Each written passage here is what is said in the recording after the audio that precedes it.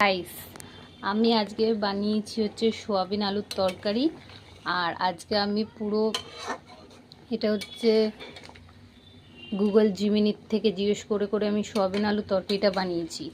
যদি আজকে খেতে খারাপ হয় তাহলে আমার কোনো দোষ নেই, এটা জিমিনির দোষ। আর যদি খেতে ভালো হয় তাহলে এটা আমার ক্রেডিট, কেন রান্নাটা আমি করেছি। তো আপাতত বুঝতে পারছি না কেমন হয়েছে, দেখে তো ভালোই লাগছে। আমি একটুখানি ওই লঙ্কার গুঁড়োটা কম দিয়েছি, কারণ এর আগেবার আমি ডিমের তরকারি করেছি, এত লঙ্কার গুঁড়ো দিয়েছি যে এত লঙ্কার গুঁড়ো দিয়েছি পুরো লাল হয়ে গেছিলো, পুরো লাল তরকারিটা। ওর জন্য এবারে আমি একটু লঙ্কার গুঁড়ো কম দিয়েছি। ওর জন্য হয়তো সাদা সাদা মনে হতে পারে, আমি জানি না কেমন লাগছে, বাট ঠিক আছে, দেখে ভালো লাগছে।